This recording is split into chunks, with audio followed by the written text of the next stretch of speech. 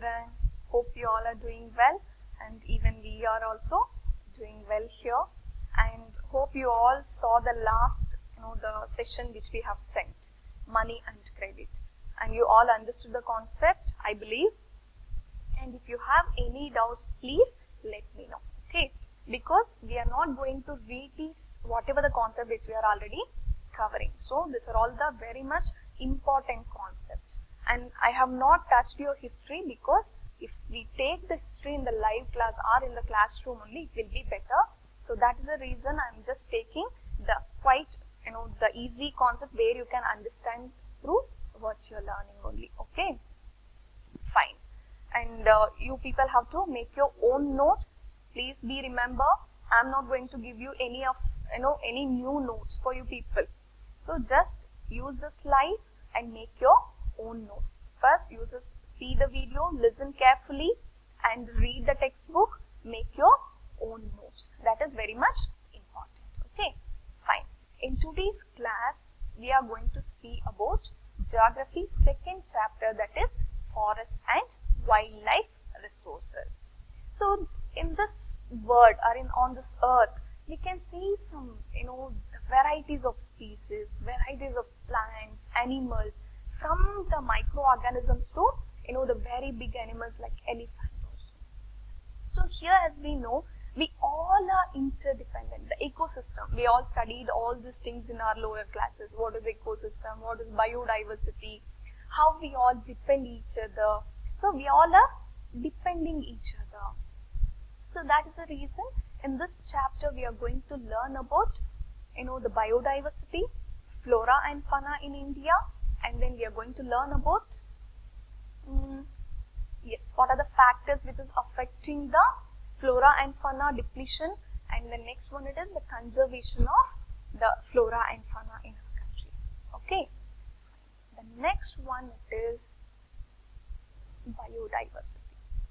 What is biodiversity? In simple terms, if we tell, whatever the living organisms or the living things which is exist in our, the world, we call it as a biodiversity.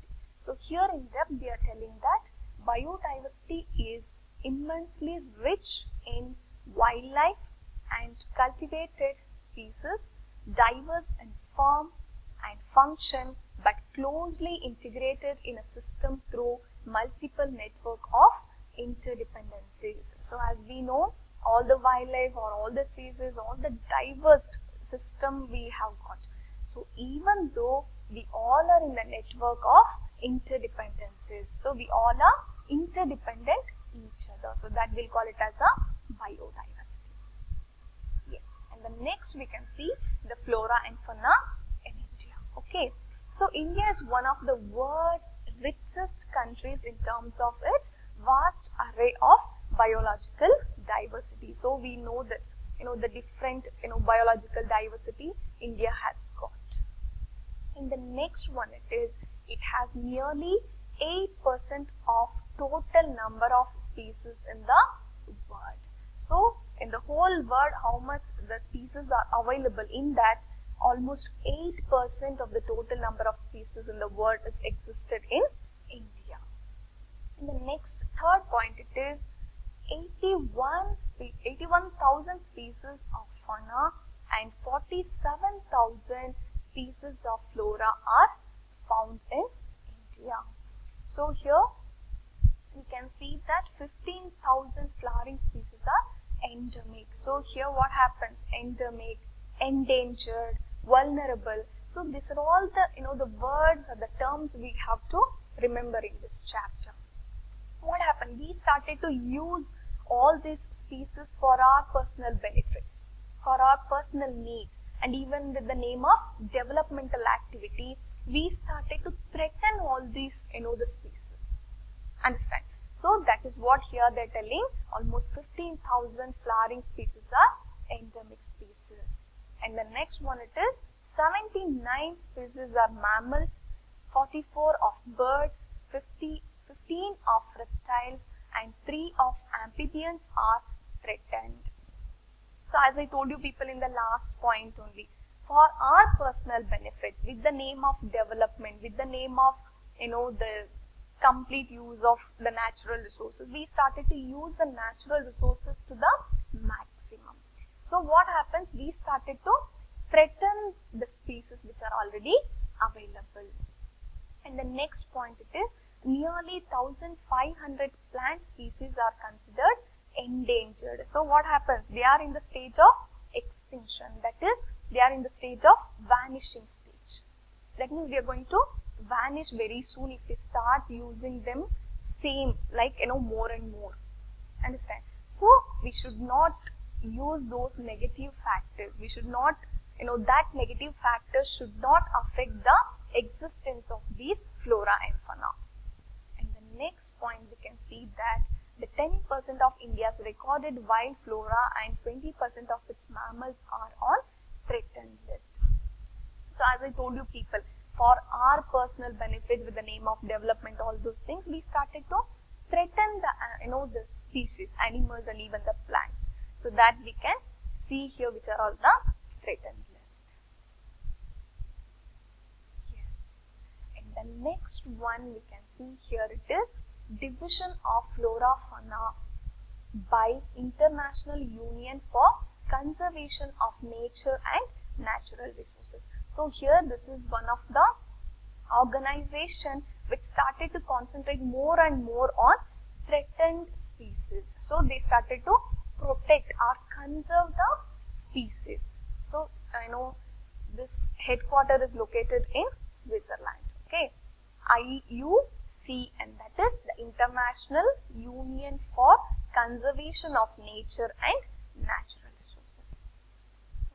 This organization started to divide the species in a different levels.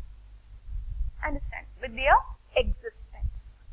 So we can see here, the 6 different species. One it is natural, the one more it is endangered species, vulnerable species, rare species, endemic species and extinct species. So here we can see what are the different, the categories of species. One it is natural, endangered, vulnerable, rare, endemic and extinct species. So the next we'll see in detail about all these species. Yes, the first one it is natural species.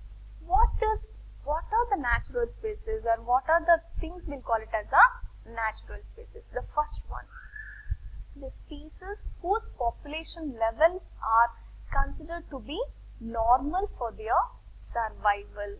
So here we can see the population of those particular species are normal. So those kind of species we'll call it as a natural species. So here we can take some examples like cattle, sal, pine, rodents, etc. So these are all the species you can see around us in our environment. Normally these are all available.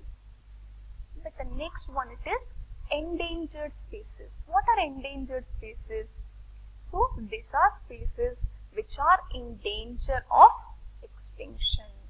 The survival of such species is difficult if the negative factors that have led to a decline in their population continue to operate.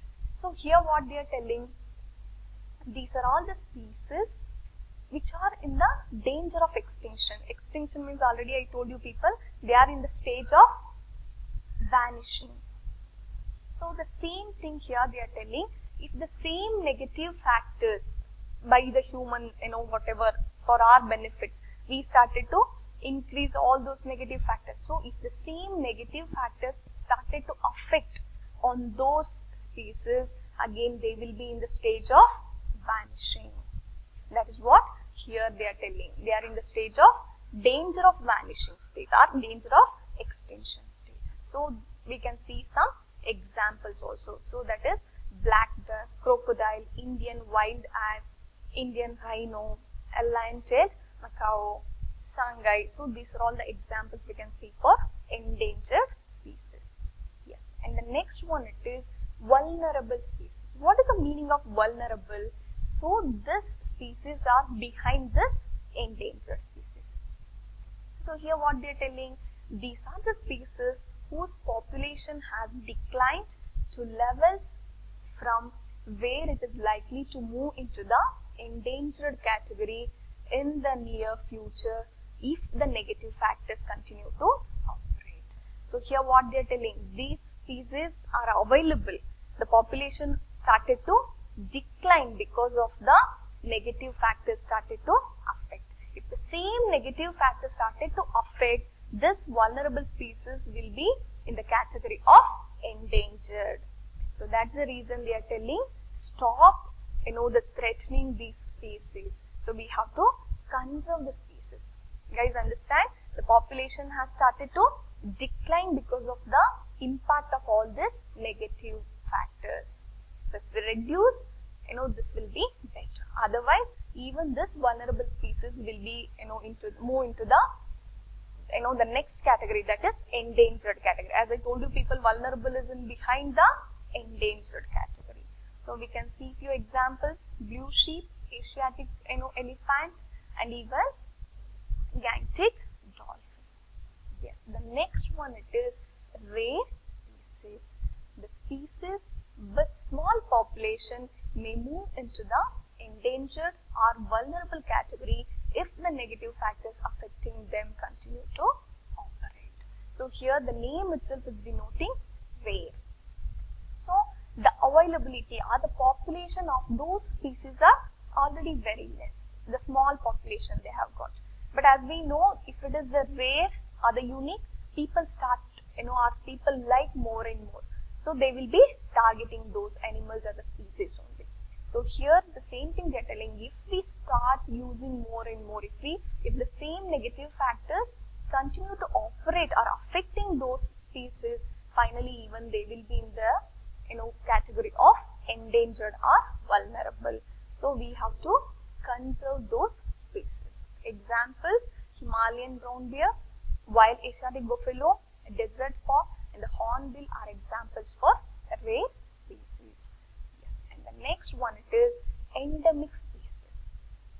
These are species which are only found in some particular areas, usually isolated by natural or geographical barriers.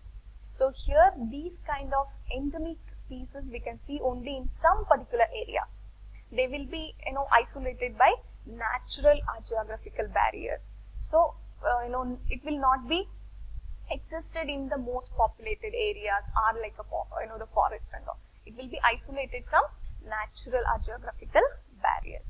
So you can see some examples: Andaman tail, Nicobar pigeon, Andaman wild pig, Mithun in Arunachal Pradesh. These are all the examples we can see for endemic species. And the next one we can see, it is extinct species. What do you mean by extinct species? These are all the species which are not found after searches of known or likely areas where they may occur. So what happens? They started to vanish already because of the the usage or over threatening of those species. See, a species may be extinct from a local area, region, country, continent, or the entire earth. So this, the species are already started to vanish. So we'll not be seeing this kind of species, in some local area also, region also, country, continent, and even in the entire earth.